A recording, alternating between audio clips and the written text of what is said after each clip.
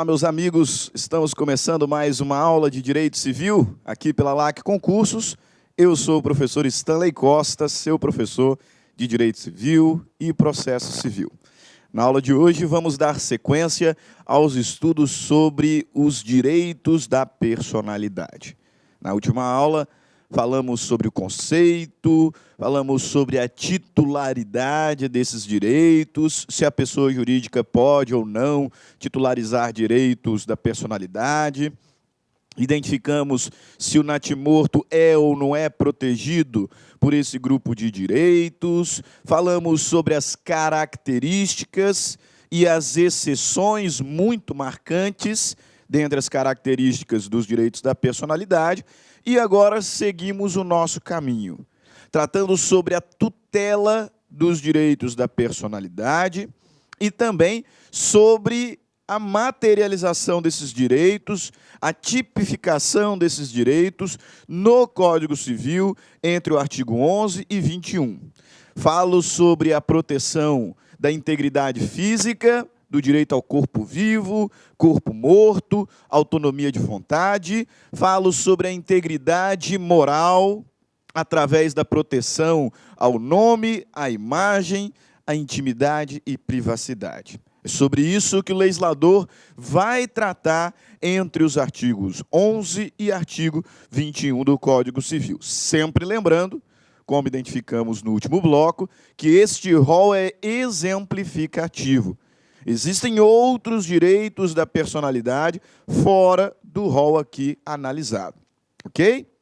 Sem delongas, vamos então ao trabalho, começando pela análise do artigo 12 do Código Civil, que nos traz as tutelas dos direitos da personalidade.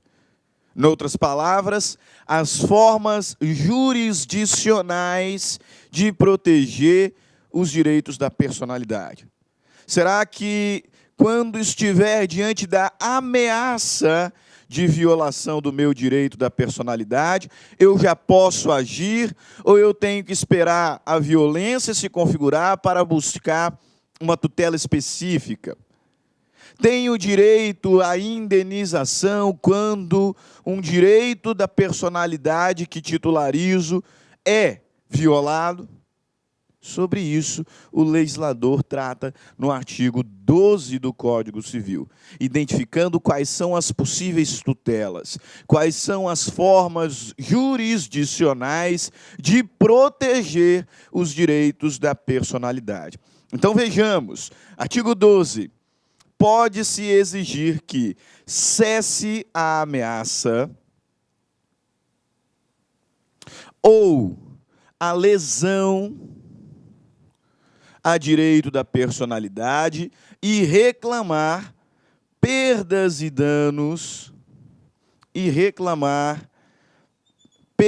danos sem prejuízo de outras sanções previstas em lei.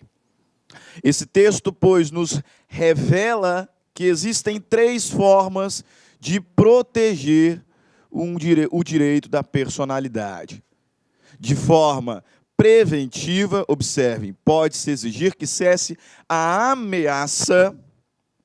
De forma específica, fazer cessar a lesão já configurada e ainda através de verba indenizatória, visto que é possível reclamar perdas e danos em decorrência da violação do direito da personalidade.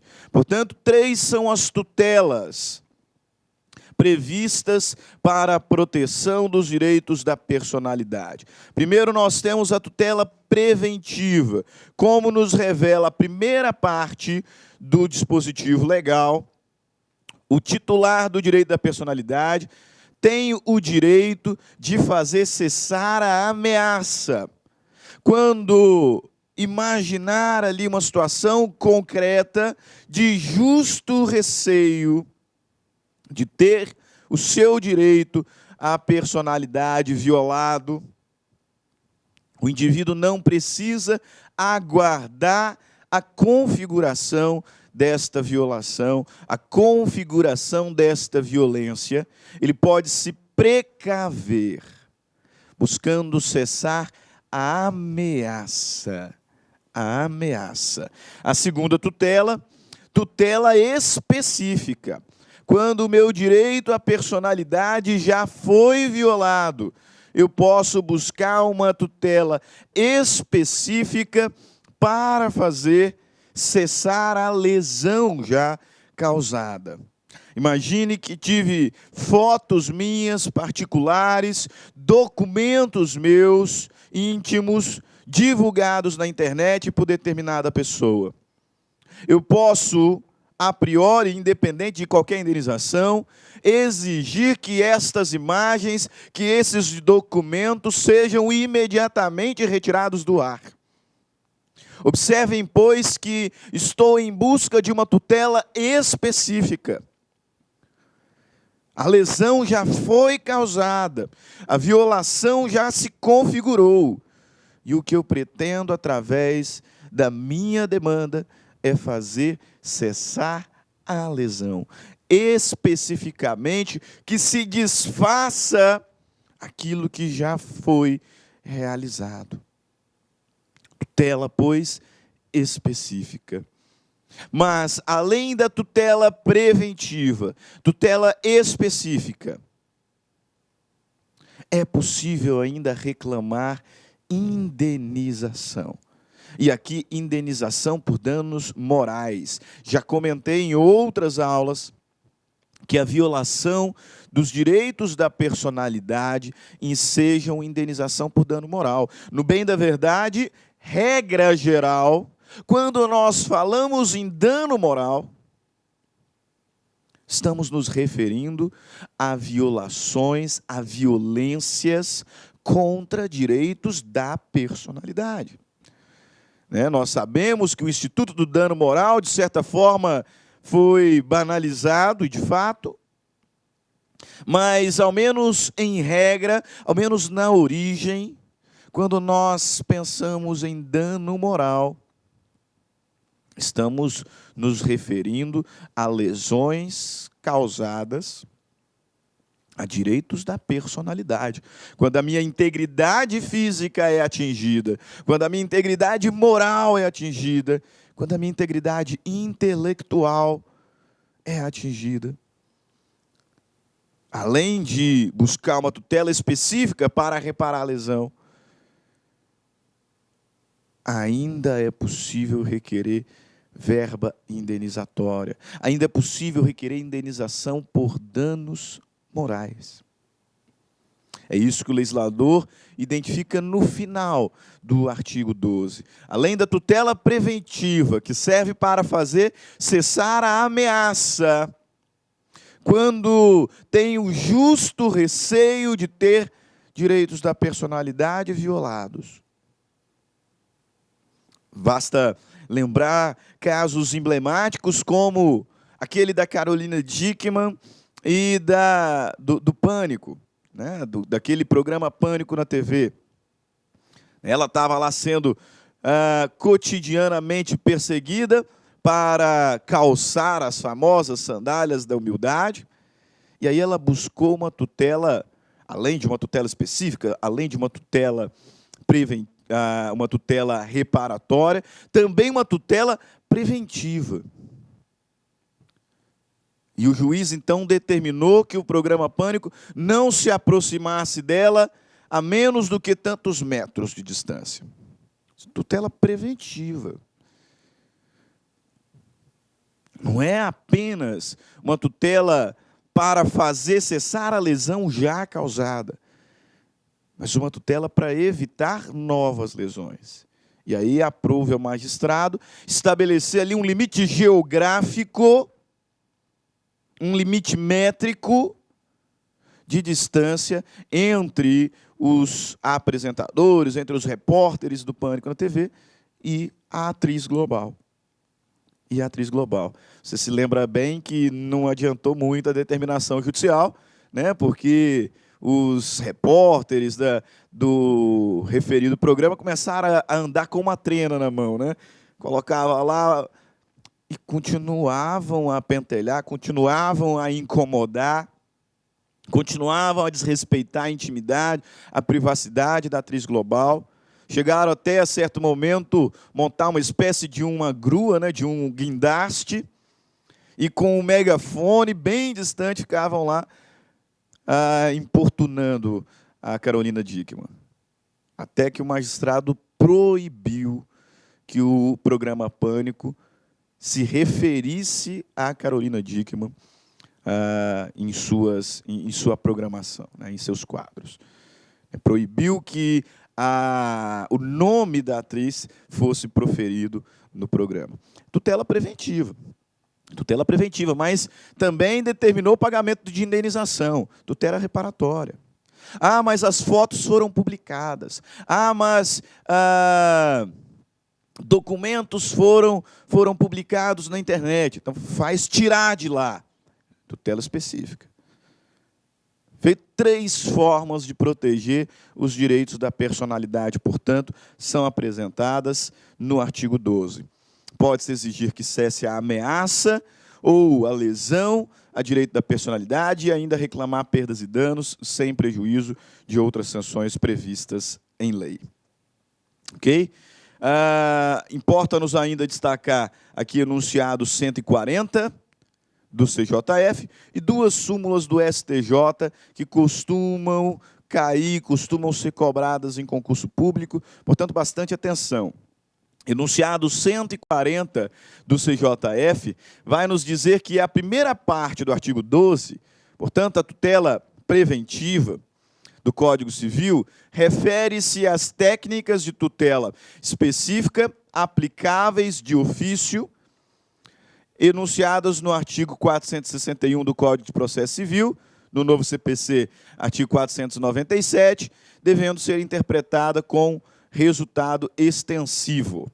Né? Então, em verdade, quando o legislador se refere ali, na primeira parte, à tutela preventiva e à tutela específica, o CJF está dizendo que, para a aplicação dessas tutelas, para a concretização dessas tutelas, deve-se aplicar as técnicas previstas no atual artigo 497 do Código de Processo Civil, que trata ali sobre a execução das obrigações de fazer e não fazer.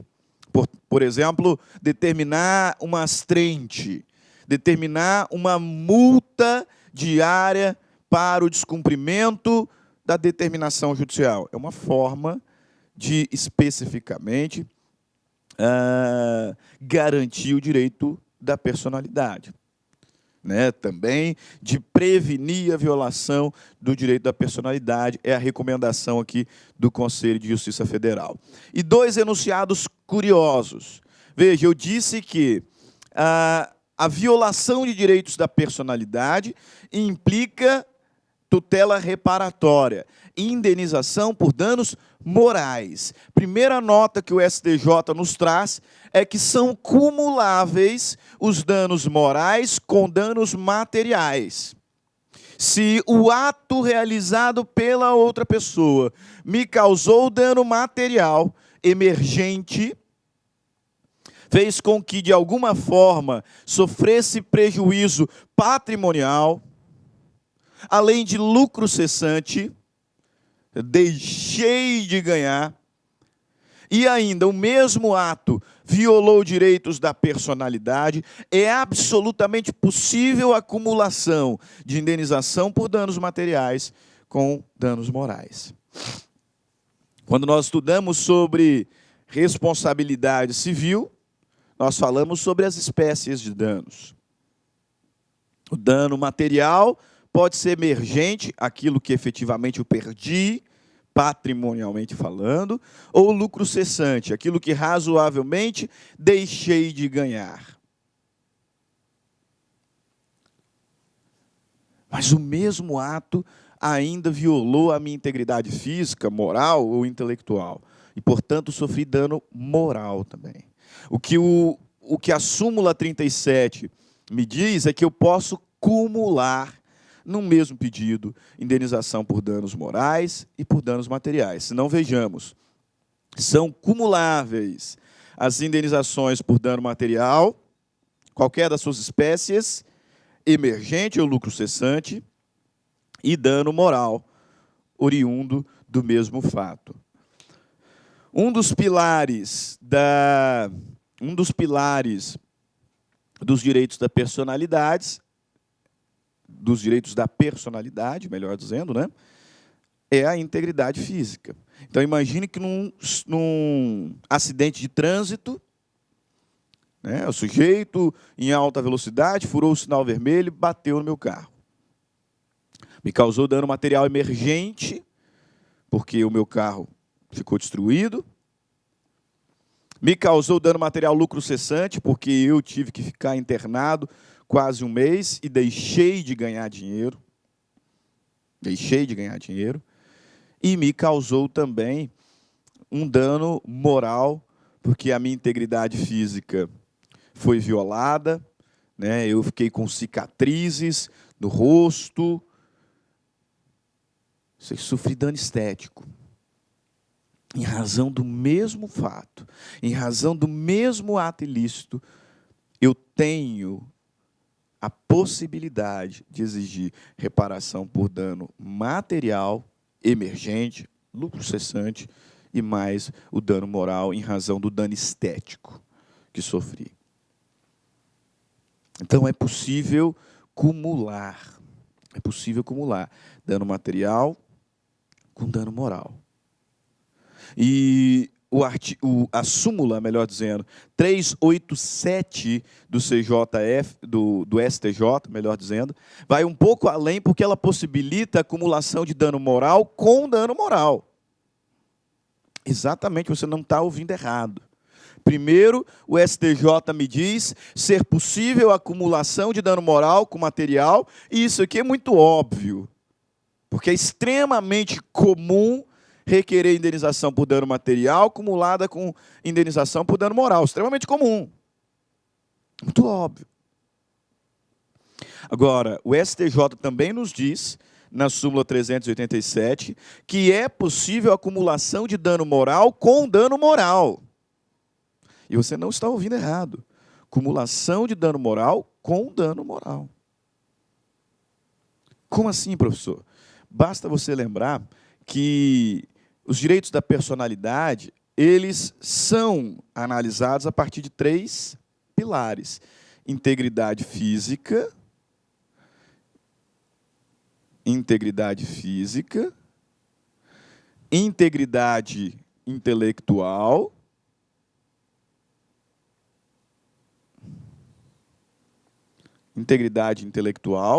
e integridade moral.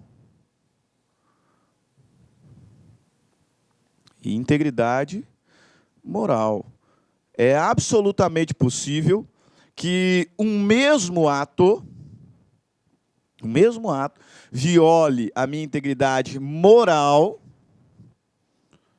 né, a minha imagem, o meu nome, e viole também a minha integridade física, causando-me dano estético e dano moral específico. Já bem, essas espécies são subespécies do gênero dano moral. Eu preciso compreender que quando meus direitos da personalidade, qualquer dos planos, em qualquer dos pilares, quando um direito da personalidade é violado, ele enseja a indenização por dano moral, no sentido amplo. E esse dano moral pode ser um dano moral estético, porque a minha integridade física foi violada, ou um dano moral específico, a minha integridade moral foi violada. E se no mesmo ato eu sofri danos nesses 2 pontos, eu posso cumular.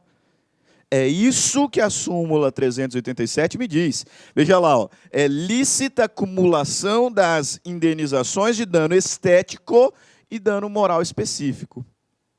Então, é lícito a acumulação de dano material com dano moral e ainda a acumulação de dano moral com dano moral.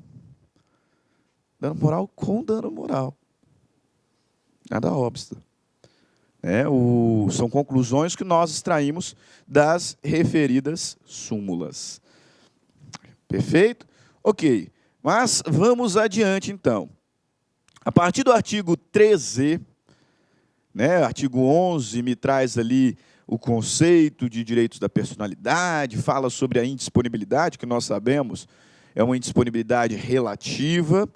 Artigo 12 trata sobre as tutelas, preventiva, específica e tutela reparatória. E a partir do artigo 13, o legislador, então, passa a cuidar do primeiro pilar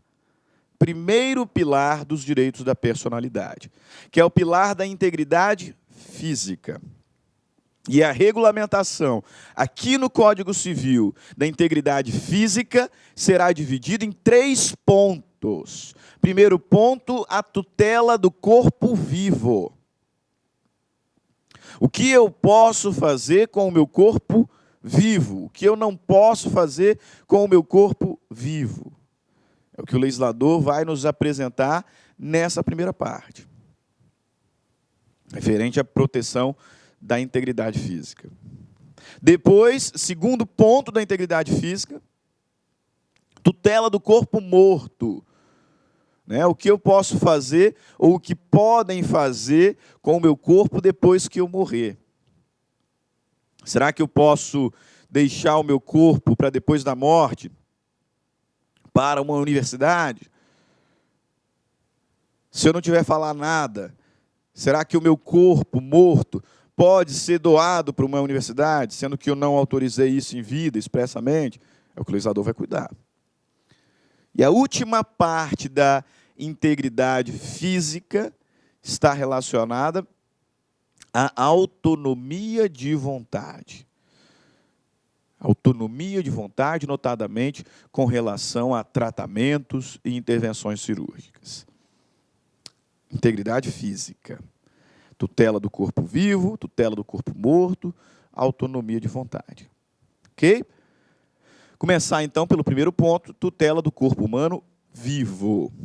O legislador, no artigo 13, nos diz o seguinte: salvo exigência médica, salvo por exigência médica, é defeso o ato de disposição do próprio corpo, quando importar diminuição permanente da integridade física, ou contrariar os bons costumes.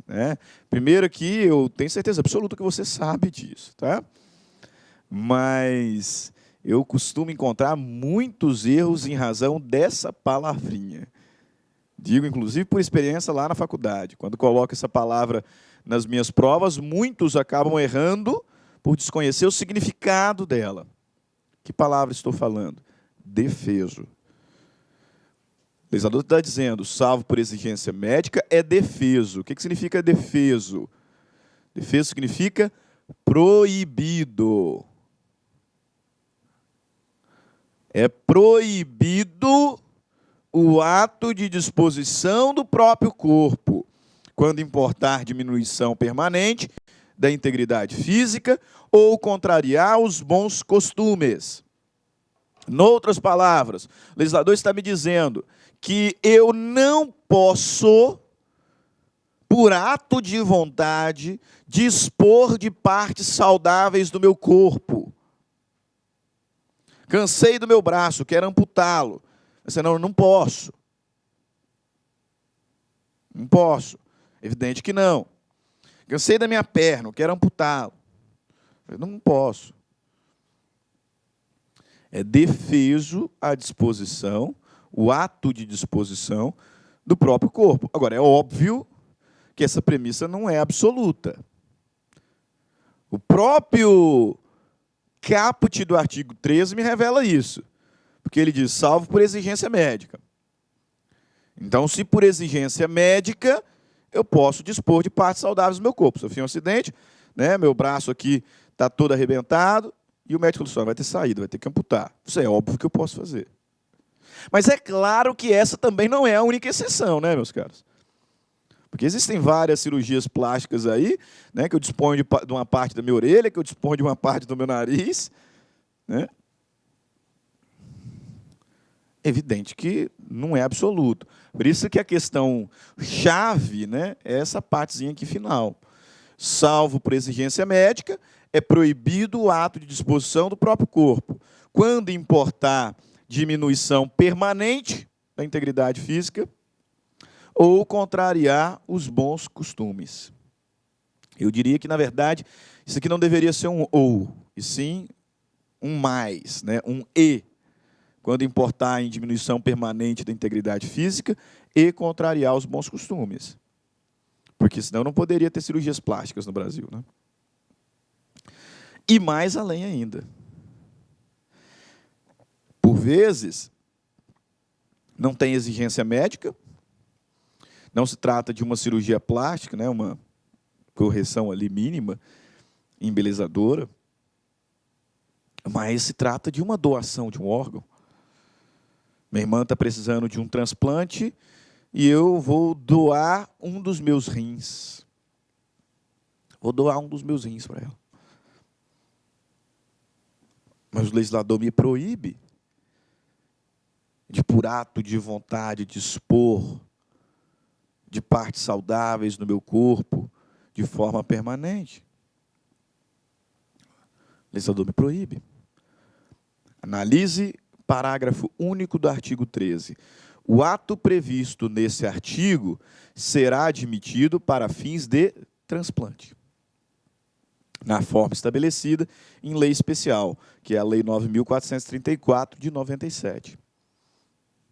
Okay? Então, fica bem esclarecedor. Salvo por exigência médica, é proibido o ato de disposição do próprio corpo, quando importar diminuição permanente da integridade física ou contrariar os bons costumes. Esse ato, disposição do próprio corpo, é permitido para fins de transplante na forma estabelecida em lei especial. Quais são os requisitos que a lei especial de transplante estabelece para o transplante entre vivos? Entre vivos. Lei 9.434 vai nos dizer que os requisitos para o transplante entre vivos são, primeiro, a capacidade do doador. O doador há de ser plenamente capaz, né? Então, ele sabe o que está fazendo. Ele é plenamente capaz de compreender o ato que está realizando. Primeiro requisito. Segundo requisito, gratuidade. Eu não posso vender um órgão. Né? Não posso vender um órgão. Terceiro requisito, que os órgãos doados sejam dúplices. Por isso que eu usei o exemplo do rim. Né? Eu tenho 2 rins e o meu corpo funciona com um só. Eu quero doar um deles para minha irmã. Perfeito, eu sou plenamente capaz, eu vou doar, não estou vendendo para ela. E esse é um órgão dúplice. Professor, e no caso do fígado? Ou regeneráveis. Ou regeneráveis. Órgãos dúplices ou regeneráveis. E que o transplante seja para a pessoa da mesma família ou para qualquer outra pessoa com autorização judicial. Se eu estiver doando para uma pessoa da mesma família, eu não preciso de autorização judicial. Agora, se eu vou doar para uma pessoa de outra família, um amigo, alguma coisa, aí eu preciso de um permissivo jurisdicional nesse sentido. Ok? De onde que nós extraímos isso, professor? Artigo 9º da Lei de Transplantes. Veja lá, ó. É permitida à pessoa juridicamente capaz dispor gratuitamente de tecidos, órgãos e parte do corpo vivo para fins terapêuticos ou para transplante em cônjuge ou parentes consanguíneos, cônjuges ou parentes consanguíneos aqui é uma tecnia, né? Até o 4º grau, inclusive na forma do parágrafo 4º deste artigo, ou qualquer outra pessoa mediante autorização judicial. Dispensada esta em relação à medula óssea. E aí o parágrafo 3º desse artigo 9º da Lei de Transplantes traz a seguinte disposição. Só é permitida a doação referida nesse artigo quando se tratar de órgãos duplos, de partes de órgãos, tecidos ou partes de corpo cuja retirada não impeça o organismo do doador de continuar vivendo sem risco para a sua integridade. Ok? Então, exceção que nós temos na lei. A regra é de que eu sou proibido de, por ato de vontade, dispor de partes saudáveis do meu corpo. Eu não posso. Ah, cansei do meu braço, eu vou cortar o meu braço. Um dos meus dedos está me incomodando aqui, porque está me atrapalhando a exercer uma função laboral especificamente, né? Eu quero cortar meu dedão. Quero cortar o meu dedinho. Senão, não posso fazer isso. Posso fazer isso. Sou proibido de dispor de partes saudáveis do meu corpo. Agora, essa premissa não é absoluta. Salvo por exigência médica, eu tenho que amputar um braço por exigência médica. Salvo, né, situações ali de embelezamento, né, de cirurgias plásticas regulamentadas, né, com regras específicas. E também hipótese de transplante, observando o previsto na lei especial. Professor, mas aí me veio à mente uma questão. E a cirurgia de transgenitalização? E a cirurgia de mudança de sexo? Porque ali se está retirando uma parte saudável do corpo. Essa cirurgia não deveria ser ilegal, então, já que o artigo 13 está dizendo que não é permitido, né? Já que ele está dizendo que é defeso por ato de vontade, dispor de partes saudáveis do corpo, isso não deveria ser proibido? Não, meus caros. Não deveria, não. Inclusive, o Conselho de Justiça Federal já se posicionou nesse sentido. Né? Qual o sentido? De dizer que a cirurgia de transgenitalização, a cirurgia de mudança de sexo, não afronta o disposto no artigo 13 do Código Civil. Não afronta. Vejamos aqui o texto do enunciado 276. O artigo 13 do Código Civil, ao permitir a disposição do próprio corpo, por exigência médica, autoriza cirurgias de transgenitalização, em conformidade com os procedimentos estabelecidos pelo Conselho Federal de Medicina e a consequente alteração do prenome e do sexo no registro civil. Tá? A explicação por hora a essa permissão é que o transexualismo, tá? E aí peço licença para usar o sufixo ismo, porque é assim que está no documento que farei referência, né? Também prefiro usar a expressão transexualidade, porque entendo que não seja doença e o sufixo ismo nos remete para uma patologia. Tá? Mas nesse caso é preciso. O transexualismo está previsto no CID, na Classificação Internacional de Doenças. Né? Então, está previsto como uma patologia, no CID-10. E aí, estando previsto no CID-10, a transgenitalização torna-se uma cirurgia de natureza terapêutica. Então, cumpre com aquela primeira parte do artigo 13, que diz, por exigência médica. Se o transexualismo está previsto, está classificado no CID-10 como uma doença, como uma patologia, a cirurgia de transgenitalização é uma forma de tratamento. Ela não é uma cirurgia apenas plástica. Tem natureza terapêutica. E, desta forma, não afronta o disposto no artigo 13 do Código Civil. Veja lá, o artigo 13 do Código Civil, ao permitir a disposição do próprio corpo por exigência médica, autoriza a cirurgia de transgenitalização, em conformidade com procedimentos estabelecidos pelo Conselho Federal de Medicina e a consequente alteração do prenome e do sexo no registro civil. Ok? Perfeito. Quanto à tutela do corpo vivo, é isso que eu quero que você guarde. Tá? Salvo por exigência médica, não é permitido a disposição voluntária de partes saudáveis do próprio corpo. Salvo por exigência médica, hipóteses de transplante, conforme previsão em lei especial. E não se esqueça que, de forma alguma, a cirurgia de transgenitalização afronta o artigo 13. De forma alguma. Perfeito? Ok. Agora, com relação à tutela do corpo morto. O Código Civil também regula no artigo 14. Como assim, professor? A tutela do corpo morto.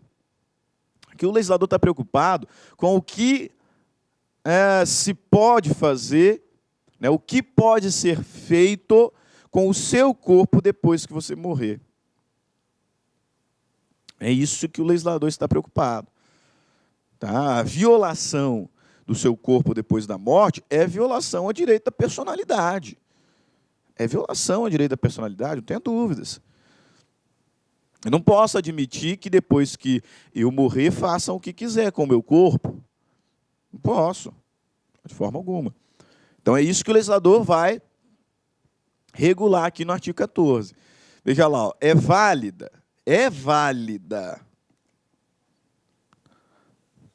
com o objetivo científico ou altruístico, a disposição gratuita do próprio corpo, no todo ou em parte, para depois da morte. Para depois da morte. Então, veja. É válida a disposição voluntária do próprio corpo para depois da morte. Tá? Então, se eu quiser deixar o meu corpo para uma universidade depois que morrer, não tem problema nenhum. Mas se eu quiser, se eu manifestar a minha vontade nesse sentido. E aí, alguns detalhes. Essa disposição há de ser para fins científicos ou altruísticos, e essa disposição deverá ser gratuita. Gratuita. Eu não posso fazer um contrato aqui com uma universidade, me paga aí 70 mil reais, e quando eu morrer, o meu corpo é de vocês. Não posso fazer isso, óbvio que não, né? É válida a disposição gratuita do próprio corpo para depois da morte, desde que para fins científicos e altruísticos. E aí o parágrafo único conclui de forma perfeita, né? O ato de disposição pode ser livremente revogado a qualquer momento.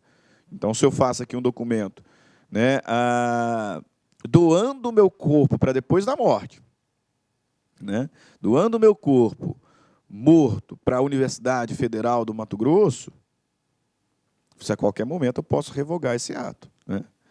Até que ocorra o evento morte, a qualquer momento eu posso revogar esse ato. Ok? Aí veja bem.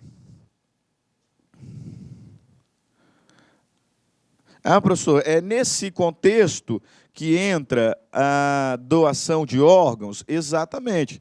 Porque aqui eu pensei em doar o meu corpo para a universidade. Né? Mas e a doação de órgãos? Você é doador de órgãos? Não é? Aí você morreu. Podem pegar o seu coração e doar para uma pessoa? Pode pegar o seu fígado e doar para uma pessoa? Como é que isso aqui vai funcionar? É disposição do corpo depois de morto. O que a nossa legislação diz a respeito da doação de órgãos depois da morte? Como é que vai funcionar? Mais uma vez, você é doador? Eu sou. Eu sou. Está lá na minha OAB. Quando aprovado, quando fui fazer minha inscrição na OAB, eles perguntaram, doador de órgãos? Sou doador de órgãos. Pode colocar aí. E aí? E se eu morrer, será que a minha esposa, né, consegue impedir a minha doação? Pegam lá a minha carteirinha da OAB, aí está escrito que o Stanley é doador de órgãos. Será que a minha esposa, né, consegue falar assim, não, o Stanley não vai doar órgãos, não vai doar. Eu quero ele inteiro. Será que ela pode fazer isso? Se eu não fosse doador de órgãos, será que ela poderia determinar a minha doação? Ou melhor, se eu tivesse expressamente dito que eu não sou doador de órgãos. E aí? Veja bem, pessoal, tudo isso aqui está relacionado à tutela do próprio corpo para depois da morte. Olha o que o enunciado 277 do CJF nos diz a respeito da tutela do corpo morto, especificamente relacionada à doação de órgãos. Esse enunciado nos traz o chamado princípio do consenso afirmativo, ou seja, prevalece a vontade que eu manifestei em vida. Eu disse que sou doador de órgãos, então eu sou doador de órgãos. Não interessa o que os meus parentes, não interessa o que a minha esposa vai dizer depois da minha morte. Se eu disse que eu sou doador de órgãos, a minha vontade manifestada em vida deve ser respeitada. Da mesma forma, se eu disse que não sou, expressamente eu disse que não sou, eu não sou doador de órgãos. E a vontade da minha esposa, dos meus parentes, não interessa. Professor, então quando é que acontece aquele cenário em que se pergunta para os parentes? Quando eu não houver manifestado a minha vontade, que é a realidade da maioria dos brasileiros. Né? Eu, enquanto advogado, quando eu vou fazer lá a minha inscrição na OAB, eu digo se eu sou ou eu não sou doador de órgãos, mas a maioria dos brasileiros não tem nenhuma disposição de vontade nesse sentido. Pois bem, é nesse cenário de ausência, de inexistência de manifestação específica de vontade, é que se questiona aos parentes. Perfeito? Princípio do consenso afirmativo. Veja lá, artigo 14 do Código Civil, ao afirmar a validade da disposição gratuita do próprio corpo, com objetivo científico ou altruístico para depois da morte, determinou que a manifestação expressa do doador de órgãos em vida prevalece sobre a vontade dos familiares. Então, se eu disse que sou doador, eu sou e ponto. A minha vontade prevalece sobre a vontade da minha esposa, sobre a vontade dos meus pais. Se eu disse que não sou e ponto.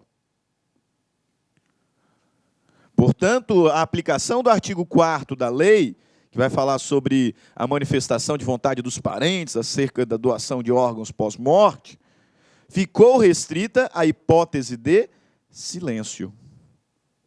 A hipótese de silêncio do potencial doador.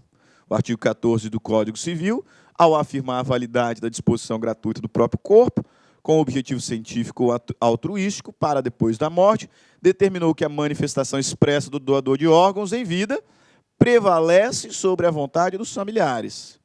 Portanto, a aplicação do artigo 4º da Lei 9.434 ficou restrita à hipótese de silêncio do potencial doador. É o que nós chamamos de princípio do consenso afirmativo.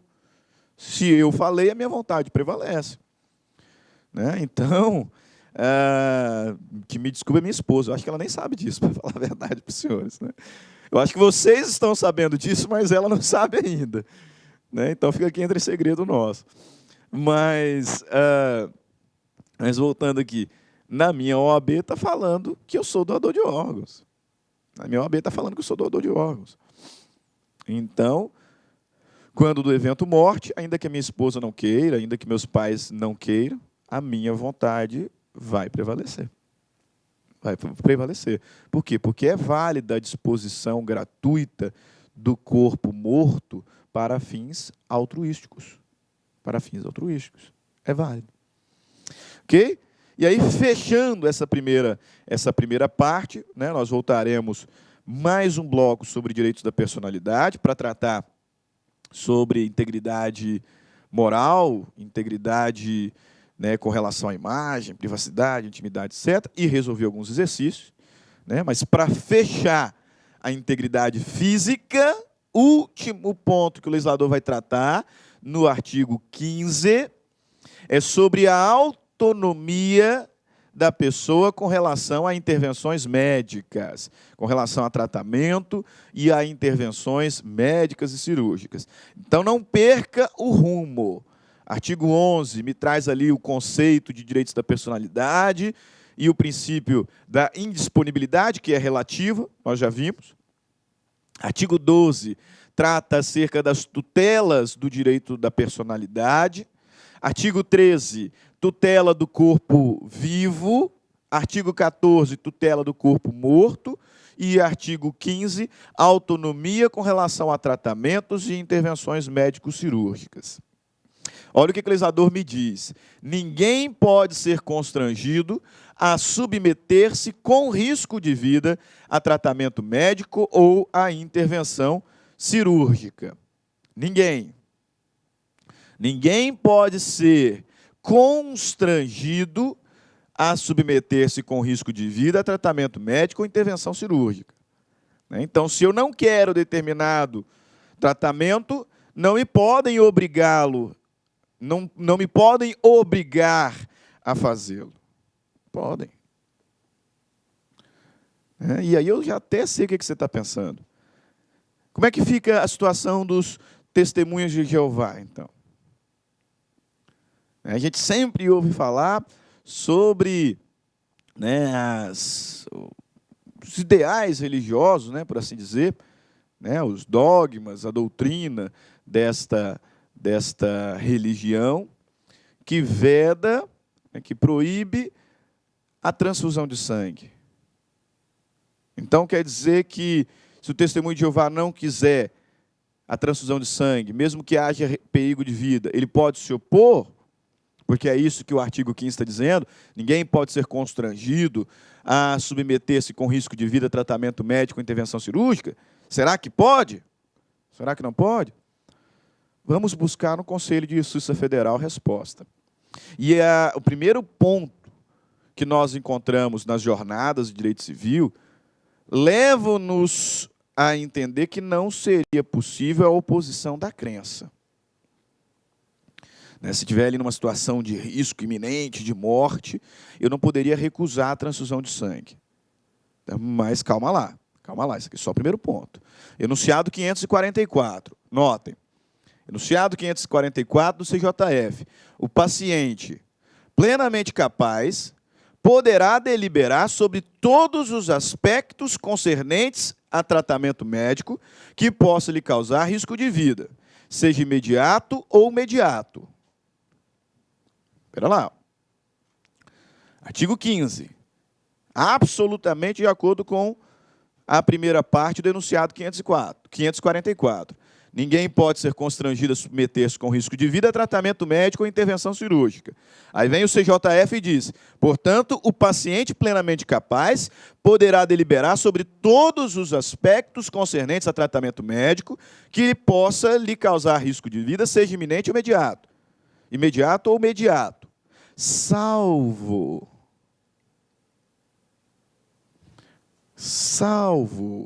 as situações de emergência ou no curso de procedimentos médicos cirúrgicos que não possam ser interrompidos. Então, faz parecer nesse momento aqui que, a despeito do permissivo legal, se a situação é emergencial, o médico poderia fazer a transfusão de sangue independente da vontade do paciente. Então, essa é a resposta, professor? Não, não é. Não é porque, ao analisarmos aqui o enunciado 544, que está falando de forma genérica. Eu é que pensei aqui a situação do testemunho de Jeová. Ele está falando de uma forma genérica. Se nós queremos pensar especificamente sobre essa situação, é necessária a análise de um outro enunciado. E aí vai chegar, e aí nós vamos chegar à resposta pretendida. Muita atenção. O direito à inviolabilidade de consciência e de crença previsto no artigo 5º, inciso 6º da Constituição Federal, aplica-se também à pessoa que nega tratamento médico, inclusive transfusão de sangue, com ou sem risco de morte, em razão do tratamento ou da falta dele, desde que observados os seguintes critérios. O que o Conselho de Justiça Federal está dizendo aqui? Que, nesse caso específico, a oposição de crença é válida. A oposição de crença é válida. É isso que o Conselho de Justiça Federal está nos dizendo. Tá? Porque eu tenho previsto no artigo 5º, inciso 6º da Constituição Federal, o direito à inviolabilidade de consciência e da minha crença. Eu tenho. Ainda que isso possa implicar numa situação de risco de morte. Mais uma vez, o direito à inviolabilidade de consciência e de crença, previsto no artigo 5º da Constituição Federal, aplica-se também. Aplica-se também. Então, eu posso opor consciência e crença quando se tratar de pessoa que nega tratamento médico, inclusive transfusão de sangue, com ou sem risco de morte, em razão do tratamento ou da falta dele. Tá? Ok? Então, a despeito do dever do médico de salvar, né, de buscar, de fazer o possível para salvar a vida, né, do dever do médico com relação à beneficência e não maleficência, a despeito disso, se o indivíduo estiver num risco iminente de morte e dizer que não quer a transfusão de sangue por uma questão religiosa, por uma questão de crença, o tratamento não deve ser feito. A transfusão não deve ser feita, ainda que envolva risco de morte. Porque o indivíduo tem direito à inviolabilidade de consciência e crença, conforme o artigo 5º, inciso 6º da Constituição. Mas não é qualquer situação. Existem requisitos para a oposição de crença. Quais são? Primeiro, capacidade civil plena. Capacidade civil plena. É permitida a oposição de crença para impedir o corpo médico de realizar a transfusão de sangue, se preenchidos os seguintes critérios. Primeiro, capacidade civil plena, excluído o suprimento pelo representante ou assistente. Ou seja, aqui o paciente tem que ser plenamente capaz. E a oposição de crença não pode ser feita por representante ou por assistente.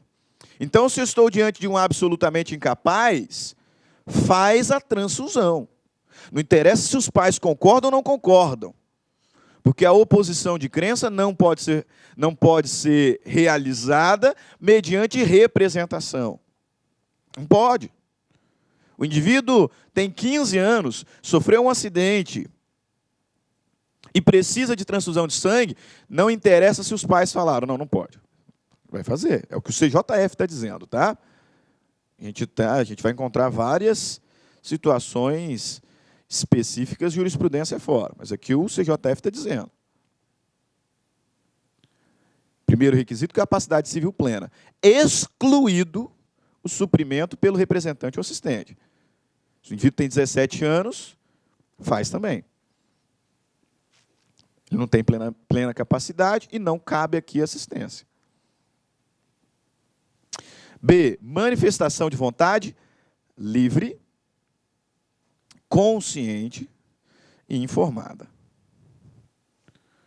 Então, o indivíduo é plenamente capaz e, naquele momento de oposição, ele tem pleno conhecimento do que está falando. Ele foi informado sobre as consequências da oposição. Sabe o que significa deixar de fazer a transfusão. E C, oposição que diga respeito exclusivamente à própria pessoa. Por isso, mais uma vez, a oposição não pode ser por representação ou assistência. A própria pessoa do paciente está dizendo, por questões religiosas e considerando a inviolabilidade da minha crença, eu não quero fazer o tratamento. Sou plenamente capaz, sei das consequências da minha manifestação de vontade, estou deliberando sobre o meu próprio corpo, sobre a minha própria vida. Perfeito? Então, nesse cenário aqui, será possível a oposição de crença.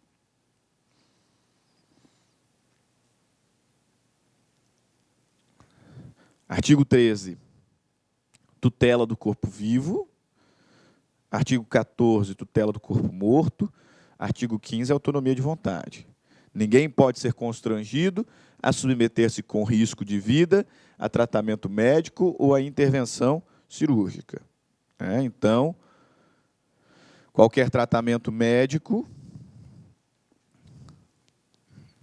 deve passar pelo crivo do próprio paciente, salvo se for uma situação emergencial ou se estiver em curso uma intervenção cirúrgica. Não dá para eu parar para esperar o sujeito acordar e ver se ele quer ou não quer.